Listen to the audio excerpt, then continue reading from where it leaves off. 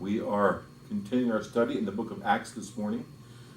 We're in the middle of Acts chapter 21, where Paul is making his way back to Jerusalem after his third missionary journey. Last week we talked about the sea travels as Paul traveled from the city of Miletus down across to Caesarea. And Paul was in Caesarea. He visited friends in Caesarea. And now he's made his way down to Jerusalem. And we pick up the narrative here at verse 17. Luke writing, "And when we were come to Jerusalem, the brethren received us gladly." So it had been a few years since Paul had been in Jerusalem. He's back in the holy city now. The brethren were very glad to see him.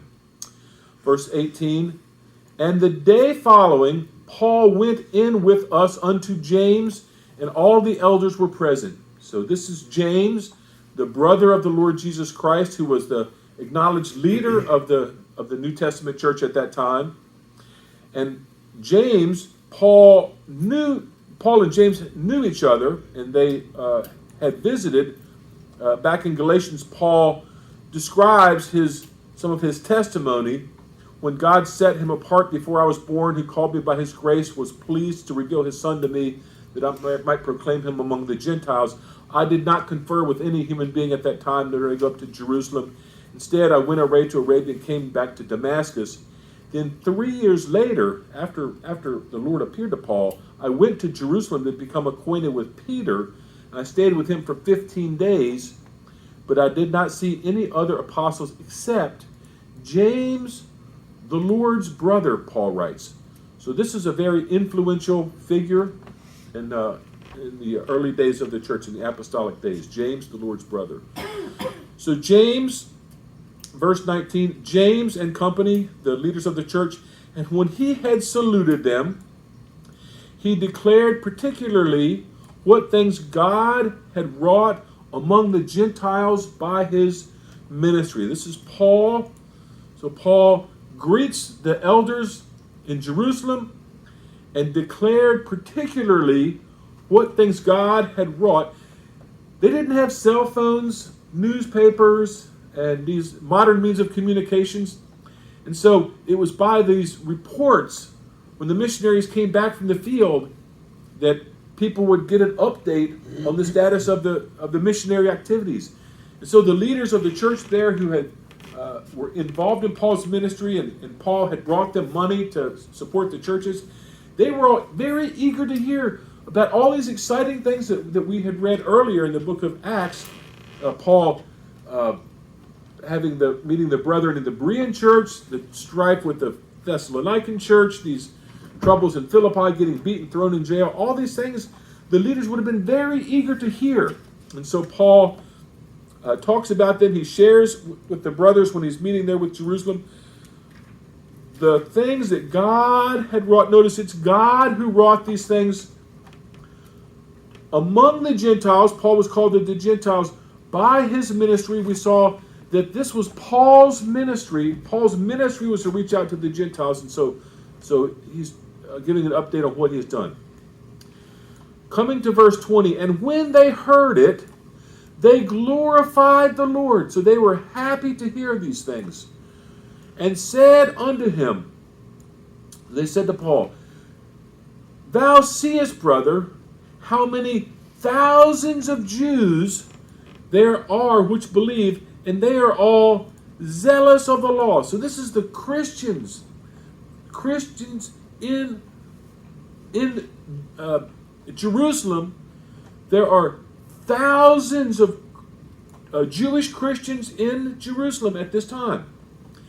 And some estimates that I heard, 25,000, perhaps 50, as many as possibly 50,000, nobody knows, Jewish Christians in Jerusalem. Now here we are some years after Christ had died, and there are thousands of Jews who believe. But notice, they are all zealous of the law.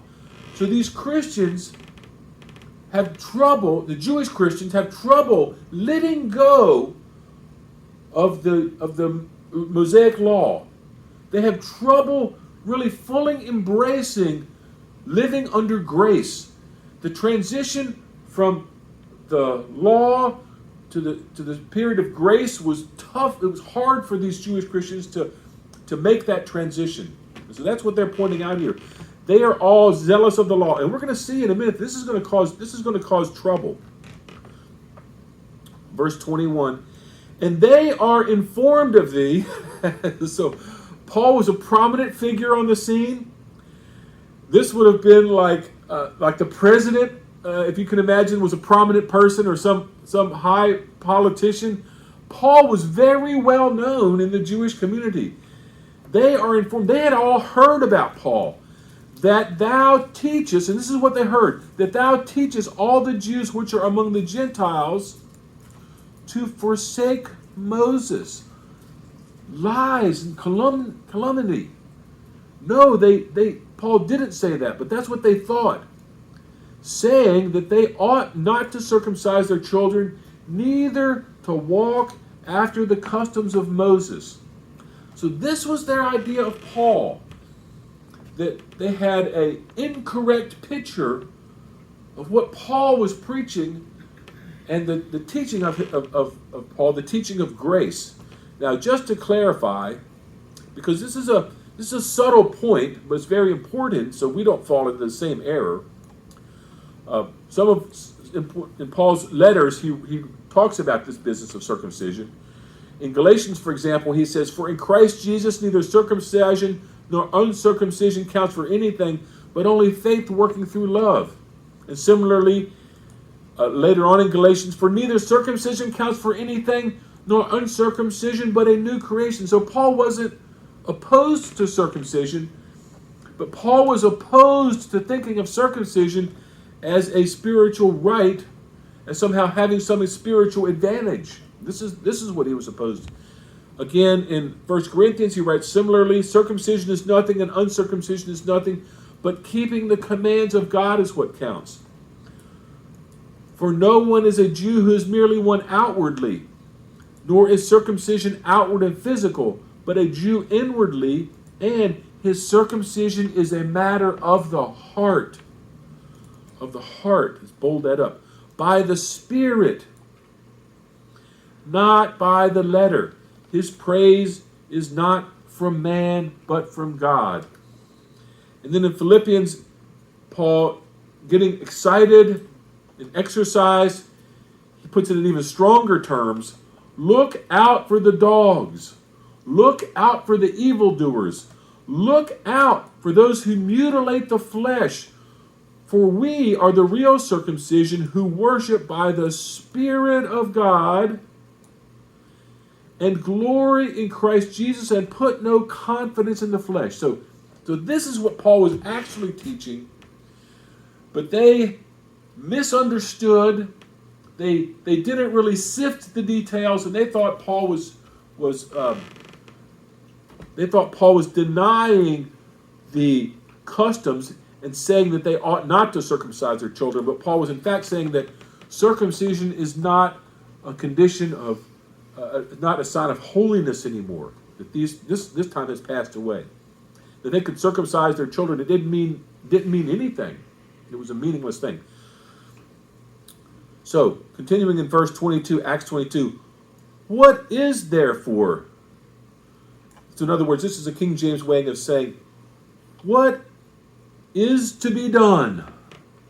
That's what this means. What is to be done? Since the thousands, tens of thousands of Jewish believers have this misunderstanding, the elders, James, the leaders are saying, how are we going to handle this potentially explosive situation? "The multitude must needs come together, for they will hear that thou art come." In other words, the multitude is going to know that you're in town. They are aware of your travels, and a potentially dangerous situation is developing here. So they have a plan. So they come up with this idea. With this, they hatch this plan. Acts 21:23. "Do therefore this that we say to thee. We have 4 men which have a vow on them." So this was very significant. 4 men which had a vow. This is a Nazirite vow, which we're going to look at in a minute. And this is the plan. Take them and purify yourself with them, and pay their expenses, that they may shave their heads, and all may know that those things of which they were informed concerning you are nothing, but that you yourself also walk orderly and keep the law. So this is the plan that they had hatched. They wanted Paul to participate in this Nazirite vow that these 4 men had on them. That they had 4 men which had a Nazirite vow on them. So let's take a closer look at what was involved in this Nazirite vow. So I'm going to switch to the Nazirite text. Now, before I go into the Nazirite text, there's something important to understand about the Nazirite vow. These Nazirite vows involve quite a number of offerings. So to understand the Nazirite vow, it helps us to understand a little bit about the offerings. Now, we are not familiar with the offerings by and large. Christ was the fulfillment of these offerings. So we don't live under that anymore. But the offerings, there were 5 main offerings in the Old Testament economy. And these offerings can be divided into 2 categories: the voluntary offerings and the mandatory offerings. So let's talk about the voluntary offerings. So there were 3 voluntary offerings prescribed in the Old Testament. The first of the voluntary offerings was the burnt offering. So the burnt offering was when a whole animal was burned on the altar. The whole animal was sacrificed to God. And this was an act of devotion where the suppliant would offer himself to God, and the sacrifice was a representation of that. It was typically a male bull, ram, or goat, or some type of bird if the person was a poor person. But it was unblemished, and it was to express complete submission to God. So this was the burnt offering. Entirely consumed by fire, nothing was eaten by the offerer or the priest, except the priest got the hide. So that's the burnt offering. The second voluntary offering is the grain offering. Now the grain offering is a gift.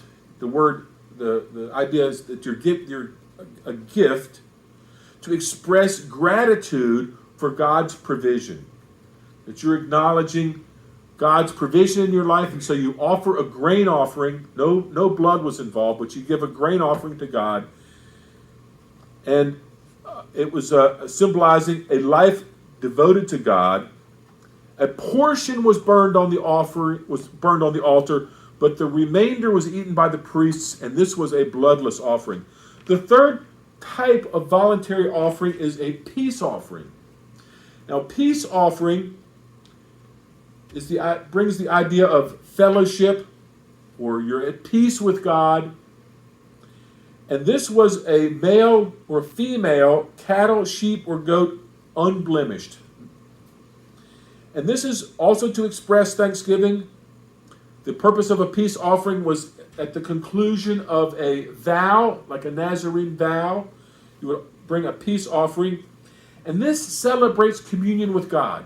So the peace offering was a meal, basically. The peace offering can be thought of as a meal between you and God. So part of the offering, the fat portions are burnt on the altar, and the offerer eats the other portion. So it's shared between you and God. The 2 mandatory offerings were the sin offering and the guilt offering. So similar. The sin offering was an offering mandated to atone for unintentional sins. You would have to offer the sin offering to atone for those sins. And this, in the sin offering, the handling of blood was critical. The blood was either sprinkled or poured on the veil or dabbed on the horns, depending on various circumstances. The meat was generally eaten by the priests, and the offerer did not eat of this sacrifice. So this is called the sin offering, or the offering of purification. And the final offering, of mandatory offerings, was the guilt offering. And the guilt offering was the idea of reparation. When a person committed a sin, they would bring a guilt offering.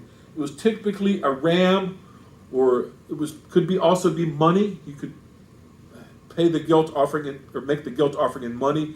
It was to atone for a specific sin. The meat was eaten by the priests in this situation, and the idea of restitution was involved. There are also, in addition to these 5 offerings, there are also other secondary offerings. For example, the wave offering. It's not an offering by itself, but as part of some of the other ceremonies, they would take the offering and they would wave it before the Lord. So this is called a wave offering, which is a acknowledgement of surrender. There's also the idea of a drink offering, where when you have an offering, you would take the wine and pour it out as a drink offering. So this was combined with the other ceremonies. So these are the type of offerings, and this is important as you come to the Nazirite vow, because the Nazirite vow encompasses 4 out of the 5 main offerings. So we'll see in a minute why this becomes important. So the Nazirite vow is described in Numbers chapter 6. The Lord, notice it's the Lord told Moses. This Nazirite vow came from the Lord. Told Moses, tell the Israelites that a man or a woman, anyone could take a Nazirite vow on themselves. There was no commandment that anyone should have to take a Nazirite vow. The Nazirite vow was a voluntary thing that anyone could undertake. The purpose of this wasn't to go around and create that a bunch of Nazirites people would be going around taking this vow. No, it was something that was very personal, very intimate. The vow could be taken if you would have a stressful time in your life. The vow could be taken if you were as a sin offering. The vow could be taken. Some people would just want to take a Nazirite vow before they died, just to do it one time. But the whole point of the thing is to draw the worshiper closer to God, to create an intimate fellowship between the worshiper and God. And notice that the consecration is a prelude to the blessings of God. At the end of Numbers chapter 6, there's the famous blessing of God. So there are 3 Old Testament figures whose life was dedicated to God as babies. So this was Samuel, Samson, and John the Baptist. And all 3 of these men, their mothers were barren. They prayed and they dedicated their baby to God. And so this brought in the idea of a lifelong Nazirite. The Nazirite vow was a lifelong thing in these three instances. But normally it was just a 30-day thing. Now there's nothing mentioned here about how many days, but the Jewish fathers decided to increase the solemnity of the thing to make it a 30-day period, which was typical for it. And I also want to say about the Nazirite that Jesus was called the Nazarene. So that was something different. Jesus got that name because he was from the village of Nazareth. No relation to the Nazirite vow. So Jesus was a Nazarene, village of Nazareth. The Nazirite vow was something a completely separate thing. Jesus was not a Nazirite. Jesus never took it's not recorded that Jesus ever took the Nazirite vow. So a man or woman who commits the vow of the Nazirite is to be separated unto the Lord. This is the idea of separating. Then is to remain separate from strong wine and drink. So these are the rules. It's a highly regulated ceremony. To remain separated from wine and strong drink, He is not to drink vinegar or strong drink made from wine. He is not to drink grape juice or eat grapes, whether fresh or dried. During the entire time of his dedication, he is not to eat any product from the grapevine of the seed. So, grapes are a very unique product that they attract wild yeast. And yeast in the Bible is seen as a symbolic representation of sin because of the way yeast multiplies. And so grapes attracted this yeast, and I'm not sure if that's the reason why God prohibited eating of the vine, or perhaps some other reason, but they could not eat of the grapevine. That was one of the ordinances, one of the rules for the Nazirite vow. Not to eat raisins, no grapes or anything. So secondly, during the entire time of his dedication, he is not to allow a razor to pass over his head until the days of holy consecration to the Lord have been fulfilled, and to let his locks grow long. Also, the third point, during the entire time of his dedication, he is not to come near a dead body. It was forbidden that the Nazirites would touch a dead body. He is not to defile himself on account of his father, mother, brother, sister when they die, because of the crown of his consecration to God on his head. So, if a close family member died while you were under this Nazirite vow, you were not allowed to go to the funeral. It was the idea of being separate, even if it was a very close family member. During the time of his dedication, he is set apart to God. Now, I'm going to skip over a few verses here that talk about what happens if you accidentally come into contact with the dead body, but I'm going to leave that for another time. Skipping down to verse 13. This is the law of the Nazirite. When the days of his consecration are completed, he is to come to the entrance of the tent of the meeting. Now, here's the part I wanted to get to.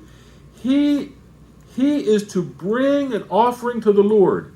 And these are the things that the Nazirite is supposed to bring. He's supposed to bring a year-old male lamb, a year-old female lamb, both without blemish, for a sin offering, a ram without blemish for a peace offering, a basket of unleavened bread made from choice flour cakes mixed with oil, a wafer of unleavened bread smeared with oil, along with grain and drink offerings. So there's all these offerings that are going to come at the end of the vow.